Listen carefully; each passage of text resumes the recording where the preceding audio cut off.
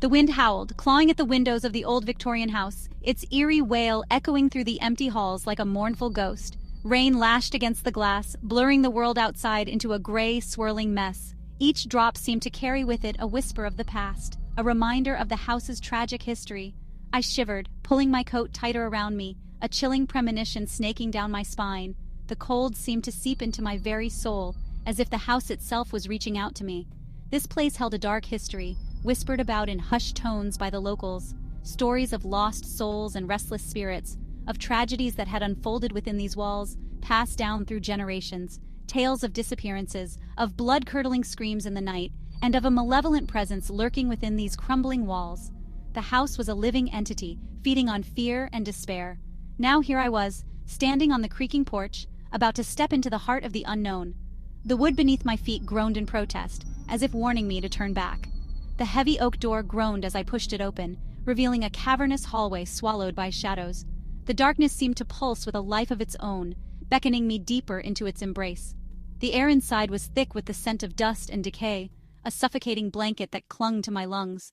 Cobwebs hung like tattered curtains, and the floorboards creaked under my hesitant steps. I felt a cold dread creep into my bones, a certainty that I wasn't alone. The shadows seemed to shift and move, as if watching my every move, waiting for the perfect moment to strike. The hallway stretched before me, a seemingly endless tunnel of darkness. Portraits lined the walls, their painted eyes following my every move. Their faces, once vibrant and full of life, were now faded and ghostly, their expressions frozen in silent screams. The air grew heavier, the scent of decay intensifying. It was a sickly, sweet odor, the smell of something long dead and forgotten. A gust of wind slammed a door shut somewhere in the distance, the sound echoing like a gunshot. The shadows danced around me, twisting and contorting into grotesque shapes.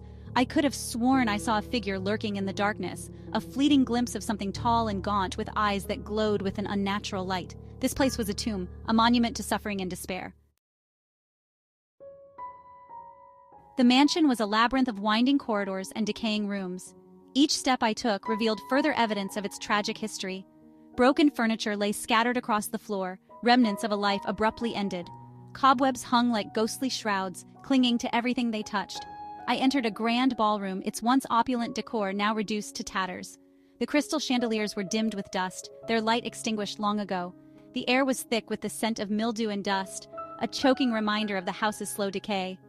I moved on, drawn by a faint light flickering in the distance. It led me to a small library, its shelves lined with ancient leather-bound books. As I explored further, I stumbled upon a horrifying discovery. In a small, dimly lit bedroom, I found a dark stain on the floor. It was dry and brittle, but the faint metallic scent of blood lingered in the air. This wasn't just any stain. This was the mark of a violent struggle, a silent testament to a tragedy that had unfolded within these walls. The furniture was overturned, the bedsheets ripped and tangled. A single blood-stained glove lay on the floor, a chilling reminder of the violence that had taken place. This wasn't just a haunted house. It was a crime scene, a place where unspeakable horrors had occurred. Just as despair began to consume me, a glimmer of hope emerged. In the corner of the blood-soaked room, I spotted a small wooden chest tucked beneath a tattered tapestry. It was old and worn, its surface covered in intricate carvings. Could this hold the key to unraveling the mansion's mysteries? With trembling hands, I reached for the chest. It was heavy, as if filled with something of great significance. Finally, with a click, the chest sprung open. Inside, nestled amongst layers of faded velvet, lay a single, leather-bound diary. This could be the answer I was searching for, the key to understanding the horrors that had transpired within these walls. I opened the diary, its brittle pages rustling in the silence. The diary belonged to a woman named Eleanor, the former mistress of the mansion. Her entries chronicled a life of luxury and privilege, but also of hidden desires and forbidden love. She wrote of a secret affair, a passionate romance conducted in the shadows of the grand estate. As I delved deeper into the diary, Eleanor's entries became increasingly frantic and paranoid. She wrote of strange occurrences within the house, of unexplained noises and fleeting glimpses of a shadowy figure lurking in the halls. Eleanor described a growing fear, a sense of dread that clung to her like a shroud. Her writing became more erratic, the elegant script devolving into a chaotic scrawl. The final entry was chillingly brief. Scrawled across the page in shaky letters were the words, "He knows. He's coming for me." Eleanor's diary revealed a web of deceit and betrayal. Each page was a testament to the dark secrets she had kept hidden, secrets that painted a picture of a life far removed from the one she portrayed to the world. Her secret lover, a man named Julian, was not who he seemed. To the outside world, he was charming and charismatic, but behind closed doors, his true nature was far more sinister. He was a manipulative and controlling figure, driven by greed and a thirst for power. Julian's charm was a facade, masking his true intentions and his relentless pursuit of Eleanor's wealth. He had seduced Eleanor, using her love and trust to gain access to her vast fortune. Their relationship, which began with passion and promise, quickly turned into a nightmare as Julian's true colors emerged. The diary entries hinted at Julian's dark side, his volatile temper, and his penchant for cruelty. Each entry was a cry for help, a desperate attempt by Eleanor to document the horrors she was enduring. Eleanor had become a prisoner of his manipulations, trapped in a relationship that was slowly consuming her. Her once vibrant spirit was now overshadowed by fear and despair, as Julian's grip tightened around her. Julian, driven by jealousy and rage, had murdered Eleanor in a fit of passion. His uncontrollable anger culminated in a violent act that ended her life, leaving a trail of blood and sorrow. He had then concealed her body somewhere within the mansion, hoping to erase all evidence of his crime. The once grand estate now held a dark secret, its walls echoing with the silence of Eleanor's untimely demise. The mansion was not just a haunted house, but a tomb, a monument to Julian's twisted love and brutal act of violence. It stood as a grim reminder of the lengths to which he would go to satisfy his insatiable greed and control. A sudden crash from the floor above shattered the silence.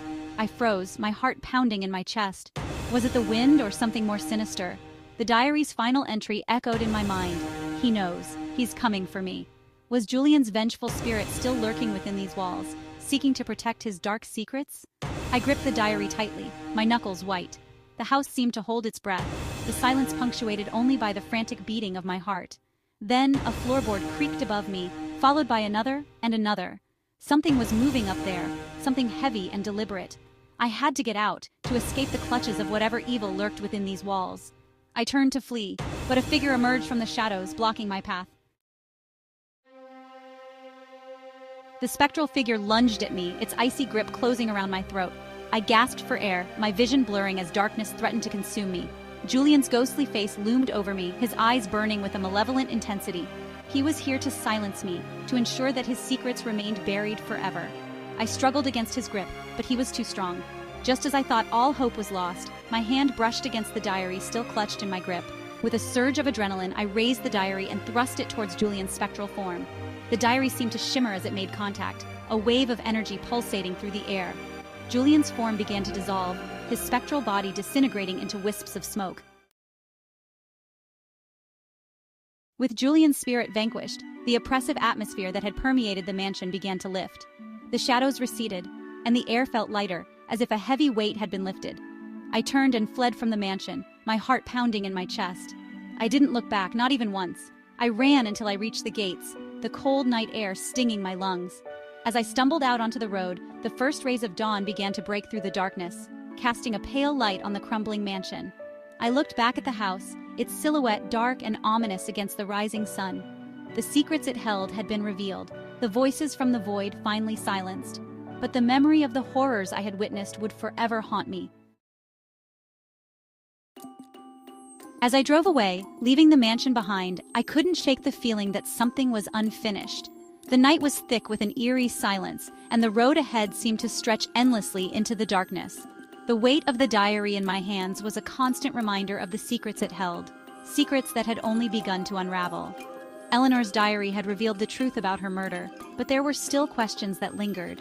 Each page was a piece of a puzzle, a glimpse into a life cut short, and a mystery that demanded to be solved. The bloodstained pages spoke of a violent end, but they also hinted at deeper, darker secrets that lay hidden in the shadows. What had become of Julian's physical body? Where were the remains of his victim? The graveyard was a place of forgotten souls, and the forest held its own secrets, whispering of hidden remains and untold stories. The unsettling remains in the eerie setting were a stark reminder of the unfinished business that lay ahead. I knew I couldn't rest until I had uncovered all the answers. The determination in my eyes was reflected in the rearview mirror, a silent vow to see this through to the end. The mansion in the distance was a beacon of darkness, calling me back to uncover the truth. The secrets buried beneath the mansion's foundations were not entirely unearthed. The crumbling foundation was a metaphor for the fragile truths that lay hidden, waiting to be discovered. The dark basement and eerie underground tunnels were filled with hidden horrors, each one a piece of the puzzle that needed to be solved. The echoes of the past still resonated, whispering of unanswered questions and unresolved tragedies. The ghostly whispers in the haunted house were a constant reminder of the lives that had been lost and the stories that had yet to be told. The spectral figures in the dark hallway were shadows of the past, lingering echoes of a time long gone. I knew I would have to return, to delve deeper into the mansion's dark history.